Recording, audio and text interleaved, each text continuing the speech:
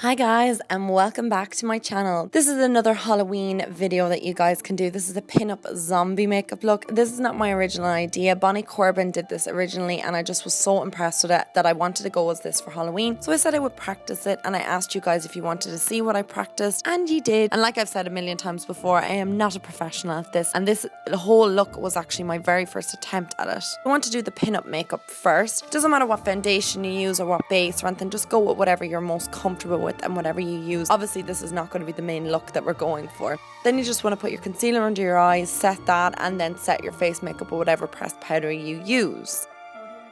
And then going to add a little bit of a contour and a bit of blush and finally top it off with some highlighter. Then I'm going to prime my eyelids and I'm going for something so simple. It's just, you know, a matte brown shadow in the crease, any matte brown that you have. And then I'm going to put a shimmery pale shade onto the lid. And then I'm going to put that brown shade underneath my lower lash line. And finally going to add a wing liner to this look. And then a bit of mascara and you're good to go with this. If you want, you can apply some fake eyelashes to this look. I thought that it just made it pop a little bit more and I always like a little bit of a flutter of an eyelash. I just applied some shimmery pale white shadow on my brow bone just to bring them out, and then I just applied my eyebrow product. Then I'm going to go with the red lip and I'm taking this L'Oreal one. This is the colour Riche and it is Blake Lively's red and I absolutely love it. So this is what the pin-up makeup looks like, and obviously it's not very scary or terrifying for Halloween. So let's gore it up, guys. Let's do it. So I'm going to outline the pattern that I want to go for. This is where I'm going to apply my teeth. I'm going to apply like a scab or like a burn type thing to the top of my head, around my temple, and then just on my collarbone. So next I'm ripping up some cotton rounds and then I'm using liquid latex to set that all down. So applying the liquid latex in whatever sort of shape I want, kind of following the pattern I already initially drew out. I'm just kind of following that around with the latex and then applying the cotton wool on top of it. This is just going to add as like gross tissue texture or kind of fleshy texture, or if it looks like a burn or whatever you want to call it. The next thing I did then was go over all that tissue with some more liquid latex. Obviously when the liquid latex dries and kind of peel bits of it to make it look like the skin's coming off. I just set it all down and then just went around all the other wounds doing the exact same thing. They don't have to look like your flesh is coming off or anything. I wanted them to look more like they were kind of burns.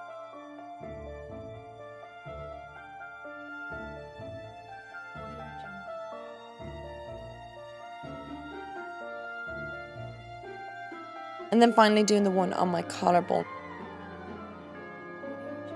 For the next step, we're going to apply the teeth, and I just applied a strip of liquid latex and then some cotton wool on top of it so that the teeth could stick down. For the teeth, I'm using fake nails, and that's what Bonnie used in her video, and I thought it worked out really, really well. I put black eyelash glue underneath the nails because I didn't want them to look really, really white because, you know, what zombie has white teeth? I wanted them to look dirty and rotten, so I found that the black glue worked really well, and then I ran out of it, so I had to use white for the rest, but you get the whole picture. I'm going in with more liquid latex and more cotton wool just around where the teeth are to make it look like the gum line, and you can pull this to whatever way you want and manipulate it when it's still wet so that you can put it to whatever way that you want around the teeth to make it look like it is actually the gum and the teeth aren't just sitting on your face. Then you want to just fill in all of the patch on your shoulder and then just fill in that with all the cotton wool just to give it more texture.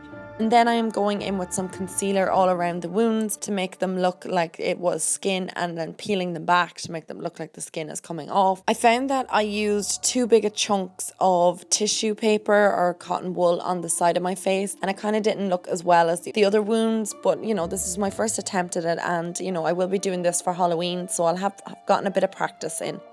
And then I'm going to set it all down with pressed powder and then going around the wounds to agitate them a little bit. I'm using red eyeshadow, so just making it look like the wounds or cuts or burns or whatever they are, the skin is very agitated and raised. Then I'm adding a bit of black because I just thought that it made it look a little bit deeper, and if you were going for like a burned look, it looks more like the skin is burned, the flesh is really agitated. And then just blend all that out with any sort of blending brush that you have. Then I'm going to fill in the inside of the wounds just with black eyeshadow just to make them look like they're raised, and then I'm going in with a little bit of red around it, and that there's, you know, a little bit of depth going on in there for when I apply the blood. Then I'm taking that black eyeshadow, I'm going around the teeth and around the gum line of where the teeth are, the fake teeth, and then around the wound on my shoulder as well.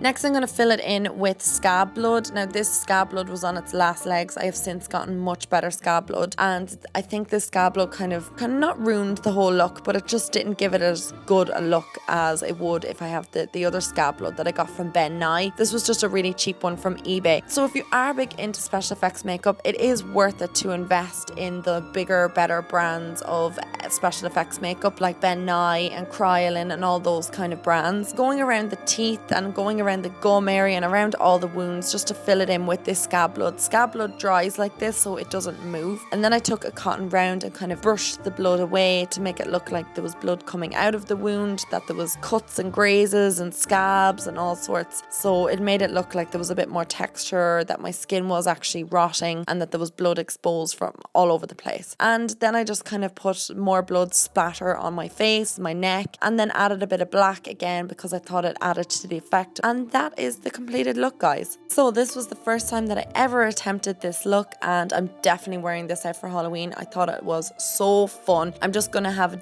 different techniques for doing it the next time, but I really enjoyed it, and I'm enjoying doing special effects for the first time this Halloween. I hope you guys are enjoying the videos. If you are, please give this video a thumbs up, and I will talk to you in my next video then. I love you guys. Bye.